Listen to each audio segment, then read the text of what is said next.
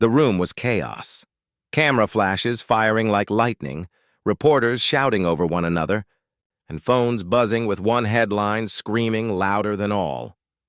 Senator Sherrod Brown interrupts. Jasmine Crockett. What happened next stunned Washington. The committee chamber had become a storm of tension and ego. Brown leaned forward, his tone sharp and patronizing, cutting Crockett mid-sentence as though her words didn't deserve the same weight. The air shifted instantly, but Jasmine Crockett didn't flinch. She froze him with a stare that could slice through arrogance. Her voice, steady yet fierce, broke through the noise. Senator, if you're done interrupting, I'd love to remind you what respect looks like. The words landed like thunder. A collective gasp rippled through the chamber. Staffers stiffened, journalists fumbled for their phones, and cameras zoomed in, desperate to capture every second. For a brief moment, even the hum of machinery outside the Capitol seemed to pause. Within seconds, clips of her retort hit social media. Hashtags erupted. Crockett Clapback. Respect the mic. Senator shut down. Comment sections overflowed with disbelief and admiration. Tweets poured in. She didn't just defend herself, she defended every woman tired of being talked over. Another post read, Crockett just gave a masterclass in composure under fire. Reporters on the floor whispered to each other in awe. What was meant to be a routine exchange had exploded into a defining cultural moment. Crockett's expression remained unshaken, calm, measured, but unmistakably powerful. It wasn't just about the interruption anymore. It was about what that interruption symbolized. Power trying to silence truth, and truth refusing to yield. Outside, networks scrambled to go live. Producers barked orders, anchors prepared emergency segments, and political analysts raced to spin the story. Everyone wanted a piece of the firestorm, but no one could deny what they'd just witnessed. A woman, unbothered by hierarchy, standing firm against the old order. And as millions watched the clip replay on loop, one question echoed across screens and living rooms alike. What happens when the system finally meets someone unafraid to challenge it? Because this wasn't just another heated exchange on Capitol Hill. This was the spark of something larger, and what came next would leave the nation reeling.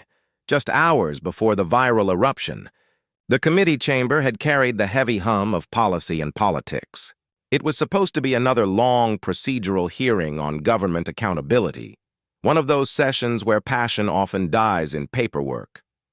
But that morning, Jasmine Crockett spoke with quiet precision, her words threading truth through bureaucracy. She wasn't grandstanding. She wasn't performing. She was methodically outlining how systemic neglect and inequity continued to harm working families across America. Every statistic she cited came with a story. A mother denied fair housing, a veteran waiting years for benefits, a small-town teacher losing faith in the system meant to serve them. The tone was calm, but the message was sharp. Accountability isn't optional when lives are at stake. Across the table, Senator Sherrod Brown shifted in his seat. His impatience was visible, the kind that comes not from disagreement but from discomfort. As Crockett's words drew closer to naming the very flaws that powerful figures preferred to ignore, Brown leaned forward. His voice cut through hers like a blade through silk. Congresswoman, with all due respect, he interjected, his tone dripping with condescension, perhaps you should focus on what's realistic, not what's rhetorical. The interruption was abrupt, jarring. A murmur swept through the chamber.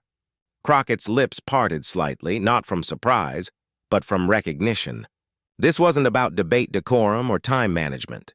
This was the familiar tone of dismissal, the sound of power refusing to listen when truth comes from a younger, black female voice.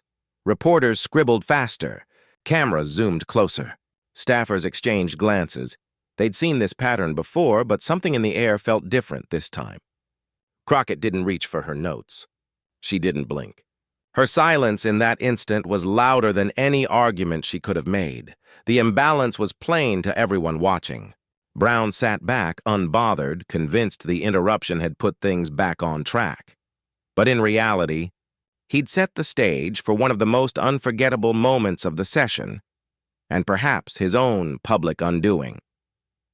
As Crockett finally raised her gaze, Her expression was unreadable, calm on the surface, but with an unmistakable flicker of resolve underneath. She adjusted the microphone, the sound echoing through the chamber like a countdown. Reporters leaned in. The tension was thick enough to slice. What Brown didn't realize was that this wasn't just another exchange for the record. It was about to become a cultural flashpoint, one that would ripple far beyond the walls of the Capitol. Because when you interrupt a woman who's spent her life fighting to be heard, you don't just silence her words, you ignite her purpose. And as Jasmine Crockett prepared to respond, the air itself seemed to tighten. Every camera light blinked red. Every eye in the room locked on her. Even the senator who had interrupted her leaned back, almost sensing the shift, but still too sure of his power to see the wave about to hit. No one could predict how devastating her next line would be, but everyone could feel it coming. That slow, electric silence before the strike. The balance of the room was about to change forever. And once she spoke, there would be no going back. Sherrod Brown had been in Washington long enough to become part of its furniture, familiar, weathered, and entirely convinced that his presence alone carried authority. The senator's reputation wasn't one of villainy in the traditional sense, but of dominance through decorum. He was the man who loved the sound of his own voice, echoing through the marble halls of power, where cameras and deference kept him company. Over the years, Brown had cultivated a public image as the gruff, no-nonsense Midwestern moderate, the kind of politician who could scold CEOs in the morning and charm a press gaggle by noon. But behind that polished exterior was a reflexive arrogance, the kind that came from decades of being told you were one of the good ones. It was an arrogance that rarely needed to show its teeth because it assumed the world would always listen. You could see it in how he handled hearings. The patient sighs when younger lawmakers spoke. The practiced smiles that barely concealed impatience. The subtle way he'd seize back control of the room with a question that sounded more like a lesson. For years it worked. Few challenged him. Even fewer dared to interrupt his interruptions. But the new Congress wasn't built for his comfort. Jasmine Crockett represented a generation that didn't flinch under hierarchy, a generation that treated truth not as a privilege of age, but as a right of principle. Her presence alone was a quiet revolution, and for someone like Brown, used to being the authority, it was a disruption he couldn't quite define or tolerate. His record reflected the same contradiction, bold statements about justice, but silence when the cost of justice threatened convenience. He'd been praised for crossing the aisle, yet often that meant stepping back when moral clarity required standing firm. He spoke often about listening to the people, but only the kind who sounded familiar to him. So when Crockett began laying out her testimony, clear, data-backed, and emotionally grounded, something in him bristled. It wasn't her argument that bothered him most. It was her composure, her refusal to yield space, her ability to command attention without apology. He smirked slightly as she spoke, a small, habitual expression of disbelief, the kind that said, "I've been here longer. Let me explain how this really works." Staffers noticed it immediately. Cameras caught the glance, the slight tilt of his head, the faint shake that carried the weight of dismissal. It wasn't overt hostility. It was worse. The quiet confidence of a man certain that interruption would go unpunished. When he finally leaned forward and cut her off, it wasn't spontaneous. It was instinct, a muscle memory built from years of getting the last word. "Congresswoman," he'd said, lacing the address with the tone of a reprimand, "you're getting emotional. Let's stay factual." The moment hung in the air like static before a storm. Reporters shifted. One journalist near the front whispered, "He didn't just say that." Another rolled her eyes, already predicting the headline. Brown, meanwhile, adjusted his glasses, oblivious to how out of step he sounded. He believed he'd restored order, unaware he'd just lit the fuse. Even his staff seemed uneasy. They exchanged quick looks, the kind of silent communication that screamed, "This is going to go viral." But Brown carried on, lecturing about tone and professionalism, phrases that had lost meaning decades ago, but still lingered as tools of quiet control. It wasn't just what he said, it was how he said it. The soft, self-satisfied cadence that implied superiority without needing to claim it. The patronizing calm of someone convinced their experience outweighed another's perspective. It was a sound Washington had heard 1,000 times, but on this day, the country would finally hear it differently. Because as he continued, the room was no longer his. The air had shifted. Crockett's silence wasn't submission, it was precision. The reporters knew it. The aides knew it. Even some senators on the panel could feel it. Brown was speaking louder, but control was slipping from his hands word by word. That smirk, that small, careless symbol of entitlement, would soon become the still image in 1,000 viral posts. To him, it was just another moment in another hearing. To the watching world, it would become the face of everything people were tired of, the old guard dismissing the new with a smile, and when Crockett finally chose to answer him, she wouldn't raise her voice. She wouldn't match his tone. She would simply turn the weight of his arrogance against him, calmly, surgically, and with a precision he never saw coming. The journalists in the room sensed it, that feeling before a storm breaks. Cameras steadied. Tweets were drafted but not sent, because everyone knew the senator had crossed a line, and in the silence that followed, for the first time in his long career, Sherrod Brown was no longer the man commanding the room. He was the man waiting for the hit he didn't see coming. Long before Jasmine Crockett's name echoed through the marble halls of Congress, it echoed through Texas courtrooms and community centers, places where justice wasn't abstract, but survival.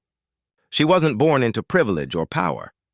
Her story began in classrooms where teachers underestimated her, and neighborhoods where ambition meant defying expectation. Every challenge she faced didn't just shape her, it sharpened her. Jasmine's path to politics was never linear. It was fought for, case by case, injustice by injustice. Before the cameras and microphones, there was a young attorney standing up for people who couldn't afford to stand for themselves. Tenants fighting eviction, workers wrongfully fired, victims silenced by systems built to ignore them. Her legal career wasn't glamorous, but it was fearless. She didn't just know the law, she weaponized it for the powerless. In a state where representation was often symbolic at best, Crockett made it real. Her voice, calm, precise, and unflinching, became a lifeline for those whose stories never reached the news. Every victory, no matter how small, was proof that intellect and integrity could still cut through noise. She learned early that justice wasn't about shouting louder. It was about knowing exactly when to speak and how to make silence listen. But entering politics meant walking into a different kind of battlefield. The debates weren't always about policy. They were about perception. Too loud, and she'd be called angry. Too direct, and she'd be disrespectful. Too passionate, and she'd be unprofessional. So Jasmine adapted. She learned to channel fury into facts, emotion into eloquence, and pain into poise. Every hearing, every speech carried an invisible weight, not just to argue her point, but to defend her right to exist in that space without apology. She wore that pressure like armor. Where others saw her calm, she knew it was a discipline forged through years of being told to tone it down. Her composure wasn't natural. It was earned. It was what survival looked like in politics dressed as civility. Her colleagues often underestimated her. They mistook grace for softness, humility for hesitation. But those who watched closely, the aides, the reporters, the young activists, knew better. They saw how she listened, how she dissected arguments quietly before dismantling them publicly. There was an artistry to her restraint, and beneath that steady voice lived the same fire that once burned through small-town courtrooms when no one else would take the case. Crockett's authenticity wasn't a performance. It was rebellion. In a world of curated personas, she spoke like someone who still remembered the people who sent her there. Not donors or lobbyists, but mothers who worked 2 jobs, students drowning in debt, and voters tired of being told to wait. Every word she spoke in those hearings came with that invisible chorus behind her. And yet, no matter how many times she proved her intellect, there were still moments like this one, when men like Sherrod Brown treated her presence as a provocation, when her voice, steady and factual, was labeled emotional, when her experience, though hard-earned, was quietly dismissed under the weight of seniority. She had seen it before, countless times. But something about this interruption felt different. It wasn't just the words. Let's stay factual. It was the intent beneath them. The subtle attempt to reduce her to a stereotype she'd fought her whole career to transcend. The world might have heard it as a passing comment, but she heard everything it carried: condescension, entitlement, dismissal. Inside, 1,000 memories collided. The professor who told her law school wasn't for everyone, the opposing counsel who questioned if she really wrote that motion, the journalists who framed her passion as anger. Each one of those memories taught her the same truth. You can't beg for respect from systems built to deny it. You command it. And Jasmine Crockett had mastered that art. Her calm wasn't passivity. It was precision. Her silence wasn't weakness. It was calculation. She understood that power didn't always announce itself. Sometimes it waited, patient, deliberate, for the exact moment when the world was watching. As Sherrod Brown lectured her, thinking he'd regained control, Crockett was already writing the next chapter in her head. She knew what was coming. Not a yell, not outrage, but something far sharper. Truth, delivered with poise so undeniable that even her detractors would have to listen, because her power didn't come from intimidation. It came from conviction, from knowing that her ancestors had survived far worse than condescension, from remembering that every dismissive glance only strengthened her purpose, from understanding that she didn't need permission to belong. She already did. The irony of it all was that Brown had spent his career fighting for the image of fairness while overlooking what it looked like in practice. And now, face to face with someone who embodied that very ideal, he couldn't recognize it. Jasmine's story wasn't about politics anymore. It was about legacy, about proving that professionalism and power could coexist with authenticity, that intellect didn't need validation from seniority, that the quiet moments before a response could be louder than any shouting match. Reporters who followed her career knew that she had never lashed out, never lost her composure, even when baited. But those same reporters also knew, when she did decide to respond, she never missed. That reputation made this moment electric. Everyone in the room, from the aides scribbling notes to the cameras capturing every breath, could feel the shift. Crockett's expression hadn't changed, but her silence had gravity. It wasn't a pause. It was a gathering. In that stillness, Jasmine wasn't just representing herself. She was standing for every woman who'd ever been told to calm down, every young professional who'd been interrupted mid-thought, every voice that had to fight for equal footing in conversations about equality. She had spent her whole life preparing for this kind of moment, not to win an argument, but to redefine what power looked like when it refused to stoop. When she finally spoke, the room would understand what true composure sounded like, and Sherrod Brown, for all his experience, was about to learn a truth Jasmine Crockett had carried her entire life. Sometimes the calmest voice in the room carries the sharpest edge. The air inside the committee chamber thickened with tension, almost visible, like humidity before a storm. The microphones crackled softly, papers shuffled, and eyes darted across the table. Senator Sherrod Brown leaned back in his chair, confidence oozing from every gesture. His tone carried that polished blend of authority and dismissal that came only from years of being unchallenged. "Let's not get emotional here," he said, waving his hand as if swatting away an inconvenience rather than addressing a colleague.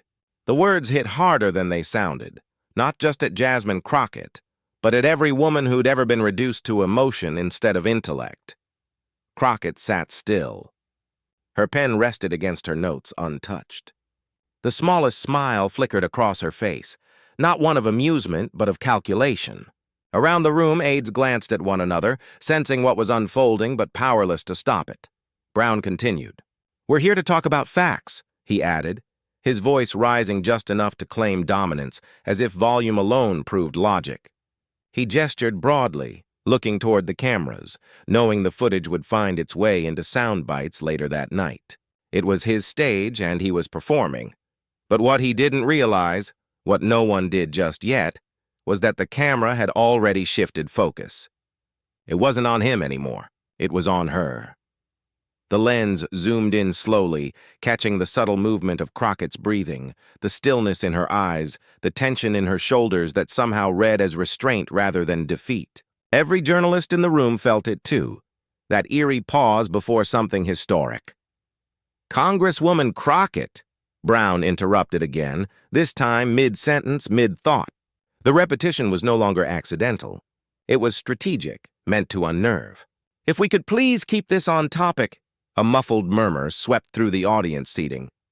The reporters at the back looked up from their laptops. Even those who weren't fans of Crockett knew the pattern, how these exchanges went, how they usually ended. The veteran senator talks over the younger lawmaker. The woman nods, lets it slide. The headlines soften the moment into spirited debate. But this time, no one looked away. Jasmine lifted her gaze slowly from her notes. The silence stretched, 1 second, 2, 3, long enough for Brown to realize the cameras were no longer favoring him. His confidence faltered for a split moment, but he recovered, clearing his throat. "I'm just saying—" Her eyes didn't move. She was measuring him, not responding. Her silence was not a retreat. It was pressure, a weight building in the air that forced everyone else to confront what was happening. One of Brown's aides scribbled something quickly on a notepad, likely urging restraint, but it was too late. He had already leaned forward again, tone sharpened, hands gesturing. "We can't make this personal, Congresswoman. We need professionalism." The irony of it burned through the room. A senator interrupting a congresswoman, accusing her of being unprofessional for daring to speak. It wasn't just a clash of opinions anymore. It was a collision of eras. Across the dais, other members of Congress shifted uneasily. Some looked down at their notes. Others watched with quiet fascination.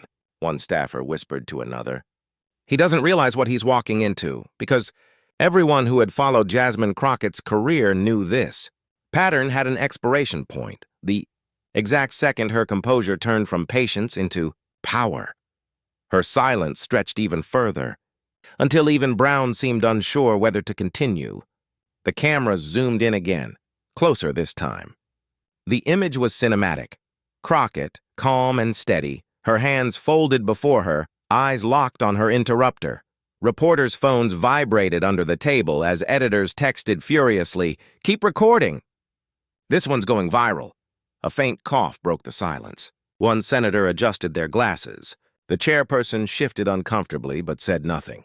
The room was frozen in the kind of anticipation that only happens once in politics, when everyone senses history about to rewrite itself in real time. And yet, Jasmine didn't rush. She didn't bite back, didn't defend, didn't protest. She simply waited. The power of that wait filled every corner of the room. Brown, now visibly impatient, tried to regain the rhythm. "If you're done, Congresswoman, we'll move on." That's when she finally inhaled, and just once, steady and slow. It wasn't a gasp. It was preparation. Brown stopped mid-word, because something in that single breath, that controlled composure, signaled a shift even he couldn't misinterpret. It was the calm before impact, the kind of stillness that meant the storm had chosen its moment. Reporters leaned forward. The country watching through live streams didn't yet know what was about to happen, only that they could feel it. Crockett's pause wasn't hesitation. It was dominance. Her stillness wasn't submission. It was readiness. And the next words she was about to deliver, calm, surgical, devastating, would echo across the nation. The silence before that moment was louder than any shouting match. And when she finally broke it, the world would remember every syllable. For a moment, the entire chamber was frozen, a frame in time that refused to move forward. Jasmine Crockett's gaze held steady on Senator Sherrod Brown, unblinking, unwavering. The faint hum of the lights above was the only sound left. Every camera was trained on her, the country unknowingly suspended in this quiet before the storm. Then she spoke. "Senator Brown, she began, her voice calm. Not raised, not rushed, but deliberate.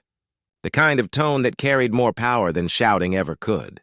I've been sitting here listening carefully, waiting for you to finish explaining to me what professionalism looks like. Her words weren't loud, yet they sliced through the silence with surgical precision. Brown's smirk flickered, just slightly. Crockett leaned forward, her hands still folded neatly in front of her. You keep using that word, professionalism. Funny thing about that, Senator, because when a man interrupts another man in this chamber, it's called debate.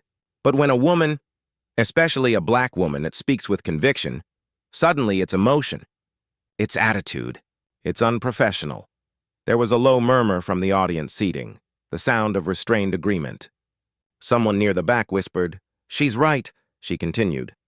"I've practiced law. I've stood in courtrooms where people doubted me before I said a single word. I've argued cases where the odds were stacked higher than this ceiling. And I learned something in those rooms. Decorum without respect is just performance, and I refuse to perform for anyone's comfort." The words landed like a rhythm, deliberate, rhythmic, poetic in their precision.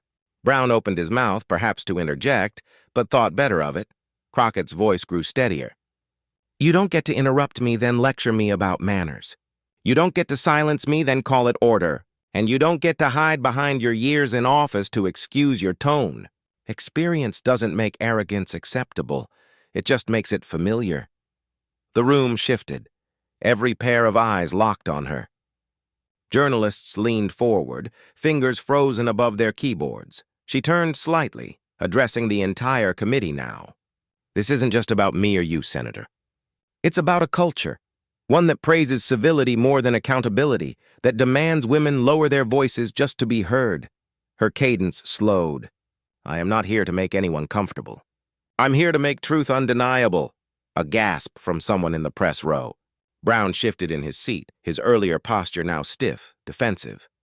The camera caught his tightening jaw, the faint flush in his cheeks. Crockett pressed forward. "You talk about decorum. Let's talk about respect. Because respect isn't about who can talk the longest.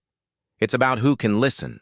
And from where I'm sitting, Senator, you've been doing a lot of talking and very little listening." The chamber stayed utterly still. Every sound, the faint hum of air conditioning, the shuffle of a shoe, amplified in the vacuum of her authority. Then, the pivot. Her tone softened, but the words carried even more force. "I was raised to believe that power is a test, not a privilege. That if you're lucky enough to have a microphone, you use it to lift voices, not drown them out." She paused, letting the weight settle. "So if my presence here makes you uncomfortable, that says more about your definition of comfort than it does about my behavior." The quote would go viral within minutes, but in that instant, it was just a line floating in the still air, electric and immortal. Brown leaned toward his mic, perhaps to reclaim footing, but Crockett didn't break her gaze. She wasn't finished. "You may not like my tone," she said, each word enunciated like punctuation. "You may not like how directly I speak, but let's be clear. I earned this seat. Every insult, every interruption, every sideways glance, I've met them all with results. Because I don't serve ego, I serve people." The camera captured Brown blinking rapidly, the kind of involuntary reaction people have when they're trying to mask embarrassment. She didn't look at him when she delivered the next line. She looked straight into the cameras. And for anyone watching who's ever been told to wait your turn, or to calm down, or to smile more, remember this. Your voice doesn't need permission. It needs purpose. The journalists in the back began typing furiously. Phones went up, live streams crackled to life. Crockett sat back slightly, her breathing steady, her expression poised. "Decorum isn't silence. It's discipline. And discipline," she added, her voice dropping lower, "is knowing when silence stops being grace and starts being surrender." That line hit like a thunderclap. Brown exhaled audibly, his confidence visibly slipping. The panel chair cleared their throat, uncertain whether to move on or acknowledge what had just happened. But Crockett wasn't done yet. "Senator," she said, returning her focus squarely on him, "you may not realize it, but every interruption you made today didn't weaken me. It revealed you. It showed exactly how fragile entitlement becomes when faced with conviction. The words lingered. Brown blinked again, his mouth parting but no sound escaping. Crockett leaned closer to the mic, lowering her tone. Quiet, controlled, deadly calm. Respect isn't earned by titles. It's earned by behavior. And if anyone here thinks authority gives them the right to talk down to those they disagree with, then maybe it's time we redefine authority. The silence that followed was absolute. No one dared move. No one dared breathe too loudly. Even the chairperson didn't know how to proceed.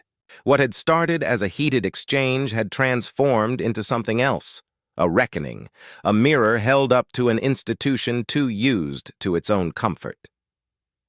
Crockett slowly gathered her papers, her composure unshaken. She didn't raise her voice. She didn't gloat. She simply ended with a line that would echo across headlines, clips, and millions of reposts by nightfall. "I will not apologize for having the same strength this room rewards in men," she said softly. "And if that strength offends you, then maybe it's time you ask yourself why." For a full 3 seconds, no one spoke. Then the murmurs began, low at first, then rising into a quiet uproar. Reporters darted toward the exits to file their stories. The sound of typing filled the air like rainfall. Senator Brown sat still, his earlier smirk entirely gone. The cameras caught everything. His tightening lips, his eyes darting downward. His silence. Crockett remained composed, unmoved, untouchable. By the time she left the chamber, the internet was already exploding. Crockett Clapback, Respect in Power, and Mick Drop Justice trended globally within minutes. Clips spread like wildfire, her words dissected, remixed, subtitled, celebrated. Young women quoted her lines. Activists replayed her tone. News anchors debated the meaning of decorum. But in the raw moment itself, before the headlines, before the hashtags, all anyone could remember was the sound of her voice, steady, precise, and undeniable. And the sight of a man who'd interrupted one too many times, finally realizing he was no longer the loudest one in the room. Within minutes of the hearing ending, the digital world caught fire. Hashtags blazed across timelines like sparks in dry grass. Crockett Clapback, Respect in Politics, where truth over power, each one spreading faster than the last. Clips of Jasmine Crockett's calm but commanding takedown flooded every corner of social media. The soundbite, "Your voice doesn't need permission, it needs purpose," was already looping on TikTok and X, paired with dramatic edits, reaction emojis, and stunned commentary. Newsrooms scrambled. CNN cut to breaking coverage. MSNBC replayed the moment from 3 different angles, while anchors whispered about a defining exchange for a new political generation. Fox commentators, meanwhile, fumed on air, calling it disrespect disguised as empowerment. But even as they criticized her, the clips kept rolling, feeding the algorithm, fueling the wildfire.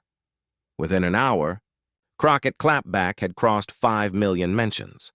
Politicians on both sides of the aisle were forced to respond. One congresswoman tweeted, "Jasmine Crockett just gave a masterclass in grace under fire." Another, from across the aisle, shot back, "If grandstanding is leadership, then we're in trouble." Still, the moment had transcended politics. It had become cultural.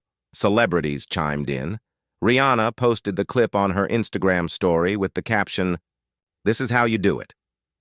Kerry Washington called Crockett a blueprint for strength. Ava DuVernay retweeted her line with a simple fire emoji. Even critics who had previously dismissed her admitted the exchange revealed something deeper about how power operates when challenged by composure. Talk shows dissected every frame. "The pause," one analyst said, pointing to the second before Crockett spoke. That's where the power was. She didn't rush. She made everyone wait, and in that silence, she owned the room. Another pundit countered, "No, it wasn't silence. It was calculation. That's what makes her dangerous to the establishment." Clips flooded TikTok, stitched with reactions from college students, political junkies, and everyday viewers. One creator said, "I've never seen someone handle disrespect with that much elegance." She didn't shout. She educated. Another added, "This wasn't just a comeback, it was a mirror for every woman who's ever been talked over." By evening, even late-night shows joined in. Jimmy Fallon played the moment to roaring applause, saying, when the senator tried to interrupt, she handed him the political version of a knockout. Trevor Noah, on his podcast, laughed.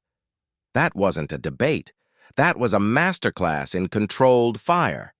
The line that echoed most, "Decorum without respect is just performance," began appearing on T-shirts, memes, and digital posters. Activist groups quoted it in campaigns. College debate teams analyzed it. Political strategists quietly acknowledged that Crockett had shifted how viral moments in politics could look, not loud, not chaotic, but poised and piercing. Senator Sherrod Brown's office tried to issue a statement the next day. It read, "Healthy debate is a cornerstone of democracy. Emotions sometimes run high in important discussions." But the internet wasn't having it. The top comment under every repost of his quote was the same. "She broke you with respect." Cable news producers leaned into the divide. Panels were assembled overnight, one side framing Crockett as an icon of integrity, the other calling her disruptive to decorum. But even her critics couldn't deny it. She had dominated the conversation without breaking a single rule. Editorial headlines poured in. The day decorum met its match. Crockett's calm, a new model of political power. When confidence speaks louder than seniority, think pieces sprouted like wildfire, exploring the deeper layers, the racial undertones of interruption, the gender bias in how passion is perceived, the evolution of political tone in a social media age. Crockett's moment had cracked open a larger debate about who gets to command respect in American politics, and how. Meanwhile, Crockett herself stayed quiet. No interviews, no victory laps, just a brief post on X. Respect should never be conditional. That single sentence was retweeted over 500,000 times.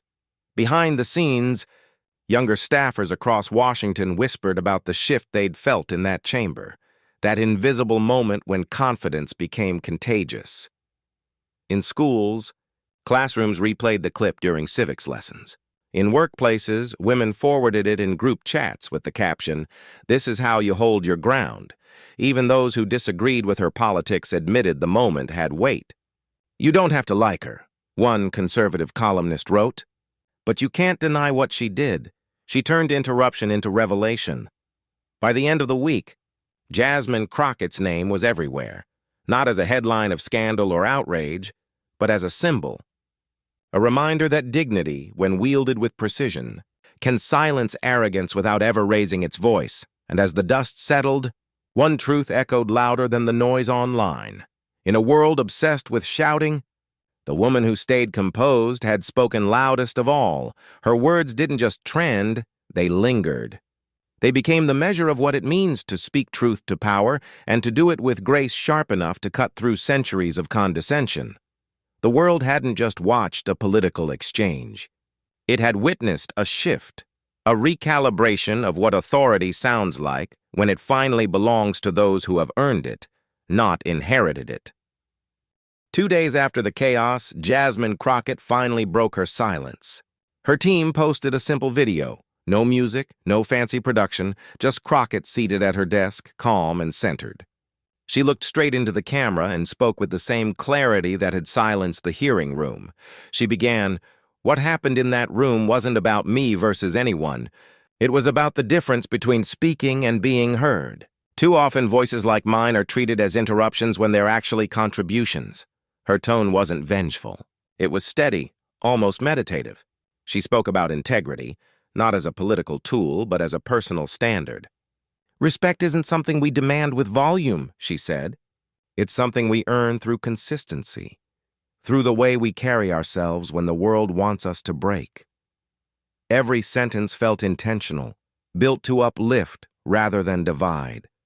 She thanked her supporters for their messages, but reminded them, this isn't about clapping back.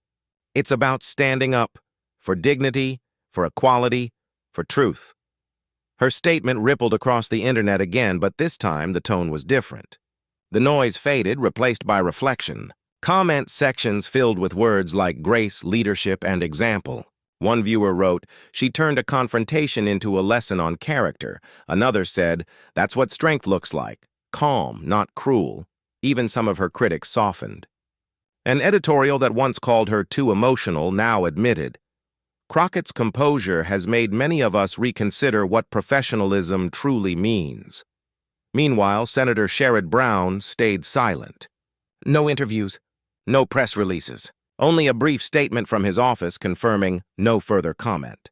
His reputation had taken a quiet bruise, not from humiliation, but from comparison. Against Crockett's discipline, his behavior looked smaller, pettier, outdated. As days passed, the clip of her speech evolved from viral moment to cultural reference. Educators used it in classrooms to discuss the ethics of debate. Activists quoted her words in speeches about mutual respect. For many, Crockett had become a symbol of something rare in public life: strength without hostility, conviction without arrogance. In one of her later interviews, she summarized it best: "You don't win by shouting louder. You win by standing taller. If you know your truth, you don't have to wrestle for space. You just occupy it." Those words stuck. They resonated beyond politics, in workplaces, classrooms, and homes. People who had never watched a congressional hearing before suddenly understood something universal. That courage isn't about overpowering others. It's about holding your ground with grace. The story wasn't about victory. It was about restoration, of balance, of voice, of dignity. Crockett had proven that the most powerful rebuttal isn't anger, but composure. Not chaos, but clarity. She reminded everyone watching that the real test of strength isn't how loud you speak when you're respected, but how steady you remain when you're dismissed. And in that, she delivered the quietest kind of revolution. By the end of the week, her message had transcended politics entirely. Commentators called it a moment of moral clarity in a noisy age. Viewers called it the reminder we didn't know we needed. Her closing line from the video was quoted everywhere, printed on posters, echoed in speeches. Power isn't about who gets the last word. It's about who stands by their words when the noise fades. That became the lasting imprint of Jasmine Crockett's stand. Not the argument, not the virality, but the lesson. That dignity outlasts drama.